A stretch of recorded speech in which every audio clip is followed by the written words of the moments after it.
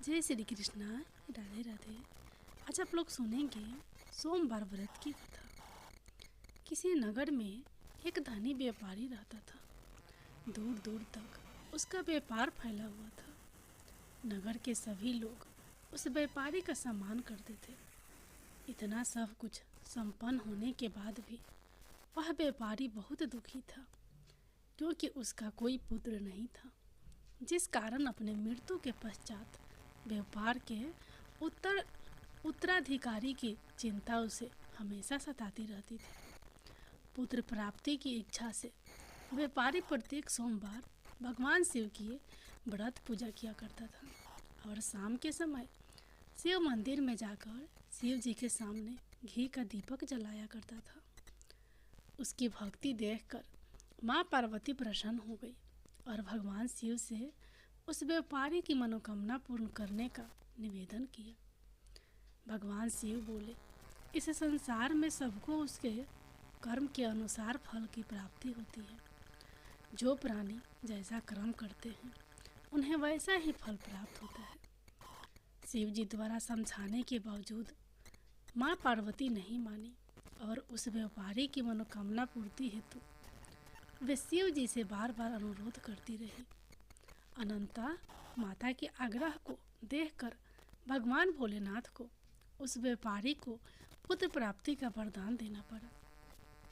वरदान देने के बाद भोलेनाथ माँ पार्वती से बोले, आपके आग्रह पर मैंने पुत्र प्राप्ति का वरदान तो दे दिया, परंतु इसका यह पुत्र 16 वर्ष से अधिक समय तक जीवित नहीं रहेगा।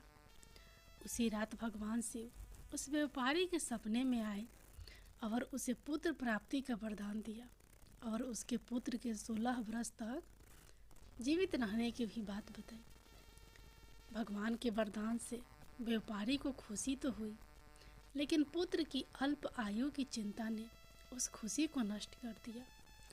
व्यापारी पहले की तरह सोमवार के दिन भगवान शिव का विधिवत व्रत करता रहा। कुछ महीनों के बाद उसके घर एक अति सुंदर बालक ने जन्म लिया और घर में खुशियां ही खुशियां भर गई। बहुत धूमधाम से पुत्र जन्म का समारोह मनाया गया, परंतु व्यापारी को पुत्र जन्म की अधिक खुशी नहीं हुई, क्योंकि उसे पुत्र की अल्प आयु के रहस्य का पता था।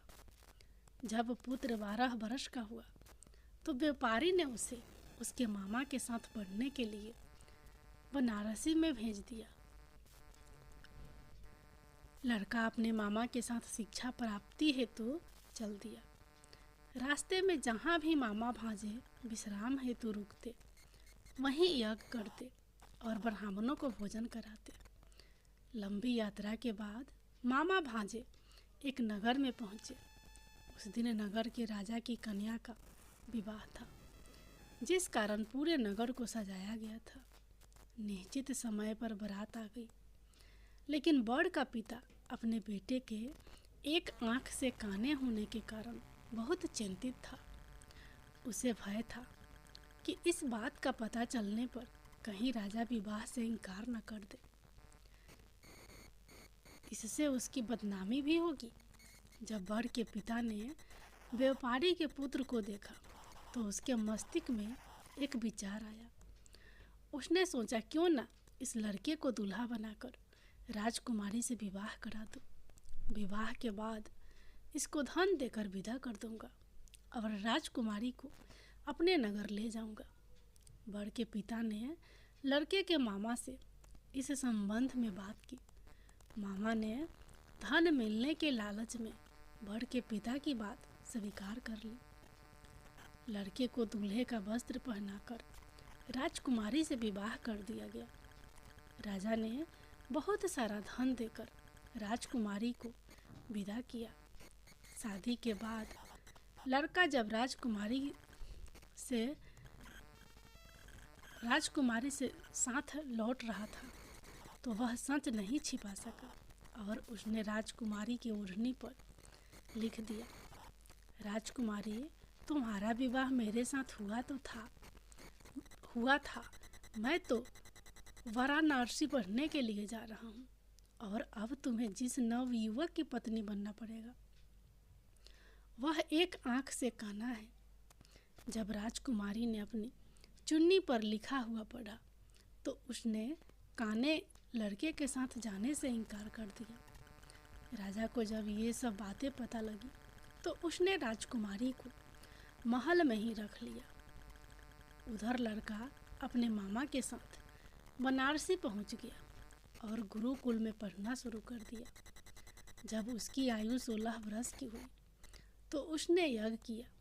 यज्ञ के समाप्ति पर ब्राह्मणों को भोजन कराया और खूब अन्य वस्त्र दान किए। रात को वह अपने शयन कक्ष में सो गया। शिवजी के वरदान के अनुसार शयन अवस्था में ही उसके प्राण पेखरू उड़ गए। सूर्योदय पर मामा मृत भांजे को देखकर रोने पीटने लगा। आसपास के लोग भी एकत्र होकर दुख प्रकट करने लगे। लड़के के मामा के रोने विलाप करने से सवर समीप से गुजरते हुए भगवान शिव और माता पार्वती जी ने भी सुने। माता पार्वती ने भगवान से कहा, प्रनाथ, मुझे इसके रोने के स्वर सहन नहीं हो रहे, आप इस व्यक्ति के कष्ट को अवश्य दूर करें। भगवान शिव ने माता पार्वती के साथ अदृश्य रूप में समीप जाकर देखा तो भोलेनाथ माता पार्वती से बोले, यह तो उसी व्यापारी का पुत्र है जिसे मैंने 16 वर्ष की आयु का वरदान दिया था। इसकी आयु पूरी हो गई है। माँ पार्वती ने भगवान शिव से निवेदन कर उस बालक को जीवन देने का आग्रह किया। माता पार्वती के आग्रह पर भगवान शिव ने उस लड़के को जीवित होने का वरदान दिया और कुछ ही पल में वह जीवित होकर उठ बैठा। शिक्षा समाप्त करके लड़का मामा के साथ अपने नगर की ओर चल दिया। दोनों चलते हुए उसी नगर में पहुँचे जहाँ उसका विवाह हुआ था। उस नगर में भी यज्ञ का आयोजन किया। समीप से गुजरते हुए नगर के राजा ने यज्ञ का आयोजन देखा और उसने तुरंत ही लड़के और उसके मामा को पहचान लिया। यज्ञ के समाप्त होने पर राजा मामा और लड़के को महल में ले गया और कुछ दिन उन्हें महल में रखकर बहुत सा धन वस्त्र आदि देकर राजकुमारी के साथ विदा कर दिया। इधर भूखे प्यासे रहकर व्यापारी और उसकी पत्नी बेटे की प्रतीक्षा कर रहे थे। उन्होंने प्रतिज्ञा कर रखी थी कि यदि उन्हें अपने बेटे के मृत्यु का समाचार मिला तो दोनों अपने प्राण त्याग देंगे। परंतु जैसे ही उसने बेटे के जीवित वापस लौटने का समाचार सुना तो वह बहुत प्रसन्न हुआ। वह अपनी पत्नी और मित्रों के साथ नगर के द्वार पर पहुंचा। अपने बेटे के विवाह का समाचार सुनकर पुत्र वधू राजकुमारी को देखकर उसकी खुशी का ठिकाना न रहा। उसी रात भगवान शिव ने व्यापारी के सपने में आकर कहा, हे श्रेष्ठी, मैंने तेरे सोमवार के व्रत करने और व्रत कथा सुनने से प्रसन्न होकर तेरे पुत्र को लंबी आयु प्रदान की है। पुत्र की लंबी आयु जानकर व्यापारी बहुत प्रसन्न हुआ। शिव भक्त होने तथा सोमवार का व्रत करने से व्यापारी की सभी मनोकामनाएं पूर्ण हुई। इसी प्रकार जो भक्त सोमवार का विधिवत व्रत करते हैं और व्रत कथा सुनते हैं उनकी सभी इच्छाएं पूरी होती हैं। जय भोलेनाथ, जय माता पार्वती। अब आप लोग सुनिए सोमवार व्रत की अगली कथा। एक समय श्री महादेव जी पार्वती के साथ भ्रमण करते हुए मृत्यु लोक में अमरावती नगरी में आए। वहाँ के राजा ने शिव मंदिर बनवाया था जो कि अत्यंत भव्य एवं रमणीक तथा मन को शांति पहुँचाने वाला था। भ्रमण करते समय शिव पार्वती भी वहाँ ठहर गए। पार्वती जी ने कहा, हे नाथ, आओ आज इसी स्थान पर चौसर पासे खेले। खेल शुरू हुआ। शिव जी कहने लगे, मैं जीतूंगा। इस प्रकार उनकी आपस में वार्तालाप होने लगी। उस समय पुजारी जी पूजा करने आए। पार्वती जी ने पूछा, पुजारी जी बताइए, जीत किसकी होगी? पुजारी जी बोला, इस खेल में महादेव जी के समान कोई दूसरा पारंगत नहीं हो सकता, इसलिए महादेव जी ही यह बाजी जीतेंगे। परंतु हुआ उल्टा, जीत पार्वती जी की हुई। अतः पार्वती जी ने पुजारी को कोढ़ी होने का श्राप दे दिया कि तुमने मिथ्या भाषण किया है। अब तो पुजारी जी कोढ़ी हो गया। शिव पार्वती जी दोनों वापस चले गए। कुछ समय पश्चात अप्सराएं पूजा करने आई। अप्सराओं ने पूजा के उसके कोढ़ी होने का कारण पूछा। पुजारी जी से उसके कोढ़ी होने का कारण पूछा। पुजारी जी सब बातें बता दी। अप्सराएं कहने लगी, पुजारी जी आप 16 सोमवार का व्रत करें तो शिव जी प्रसन्न होकर आपका संकट दूर करेंगे। पुजारी जी ने अप्सराओं से व्रत की विधि पूछी। अप्सराओं ने व्रत करने और व्रत के उद्यापन करने की संपूर्ण विधि बता दी। पुजारी जी ने विधि पूर्वक श्रद्धा भाव से व्रत शुरू किया और अंत में व्रत का उद्यापन भी किया। व्रत के प्रभाव से पुजारी जी रोग मुक्त हो गए। कुछ दिनों बाद शंकर पार्वती जी पुनः उस मंदिर में आए तो पुजारी जी को रोग मुक्त देखकर पार्वती जी ने पूछा, मेरे दिए हुए श्राप से मुक्त पाने का तुमने कौन सा उपाय किया?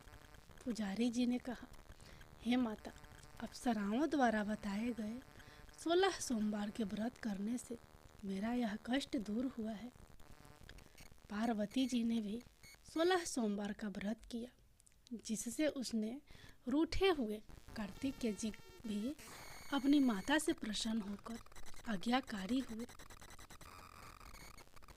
कार्तिकेय जी ने पूछा, हे माता, क्या कारण है कि मेरा मन सदा आपके चरणों में लगा रहता है? पार्वती जी ने कार्तिकेय को 16 सोमवार के व्रत का महात्म्य तथा विधि बताई। तब कार्तिकेय जी ने भी इस व्रत को किया तो उनका बिछड़ा हुआ मित्र मिल गया। अब मित्र ने भी इस व्रत को अपने विवाह होने की इच्छा से किया। फलतः वह विदेश गया। वहाँ के राजा की कन्या का स्वयंवर था। राजा ने प्रण किया था कि हथनी जिस व्यक्ति के गले में वरमाला डाल देगी उसी के साथ राजकुमारी का विवाह करूँगा। यह ब्राह्मण मित्र भी स्वयंवर देखने की इच्छा से वहाँ एक ओर जाकर बैठ गया। हथनी ने इसी ब्राह्मण मित्र को माला पहनाई तो राजा ने बड़ी धूमधाम से अपनी राजकुमारी का विवाह उसके साथ कर दिया। तत्पश्चात दोनों सुखपूर्वक रहने लगे। एक दिन राजकन्या ने पूछा, हे नाथ, आपने कौन सा पुण्य किया जिससे हथनी ने आपके गले में वरमाला पहनाई? ब्राह्मण पति ने कहा, मैंने कार्तिकेय जी द्वारा बताए गए 16 सोमवार का व्रत विधि पूर्ण विधि विधान सहित श्रद्धा भक्ति से किया, जिसके फल के कारण मुझे तुम्हारे जैसी सौभाग्यशाली पत्नी मिली। अब तो राजकन्या ने भी सत्य पुत्र प्राप्ति के लिए व्रत किया और सर्वगुण संपन्न पुत्र प्राप्त किया। बड़े होकर पुत्र ने भी राज प्राप्ति की कामना से 16 सोमवार का व्रत किया। राजा के देवलोक होने पर इसी ब्राह्मण कुमार को राजगद्दी मिली। फिर भी वह इस व्रत को करता रहा। एक दिन उसने अपनी पत्नी से पूजा सामग्री शिवालय ले चलने को कहा, परंतु उसने पूजा सामग्री अपनी दासियों द्वारा भिजवा दी। जब राजा ने पूजन समाप्त किया तो आकाशवाणी हुई कि हे राजा, तुम इस पत्नी को त्याग दो, नहीं तो राजपाट से हाथ धोना पड़ेगा। प्रभु की आज्ञा मानकर उसने अपने पत्नी को महल से निकाल दिया।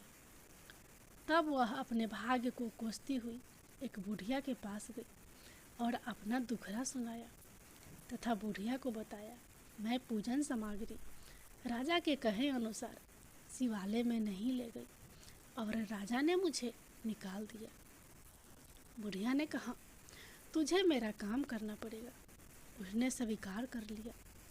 तब बुढ़िया ने सूत की गठरी उसके सिर पर रखी और बाजार भेज दिया। रास्ते में आंधी आई तो सिर पर रखी गठरी उड़ गई। बुढ़िया ने डांट कर उसे भगा दिया। अब रानी बुढ़िया के यहाँ से चलते चलते एक आश्रम में पहुंची।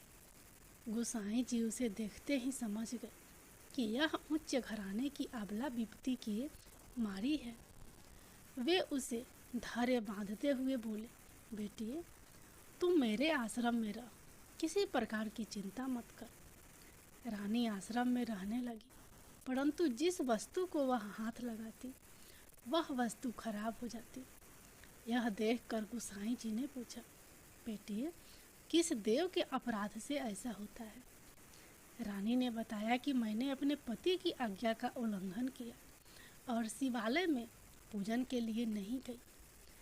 इससे मुझे घोर कष्ट उठाने पड़ रहे हैं। गोसाई जी ने शिव जी से उसके कुशल क्षेम के लिए प्रार्थना की और कहा, बेटी तुम 16 सोमवार का व्रत विधि के अनुसार करो। तब रानी ने विधि पूर्वक व्रत पूर्ण किया। व्रत के प्रभाव से राजा को रानी की याद आई और दूतों को उसकी खोज में भेजा। आश्रम में रानी को देख दूतों ने राजा को बताया।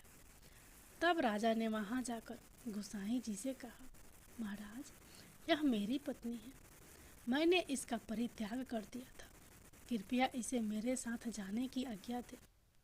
शिव जी की कृपा से प्रतिवर्ष 16 सोमवार का व्रत करते हुए वे आनंद से रहने लगे और अंत में शिव लोक को प्राप्त हुए।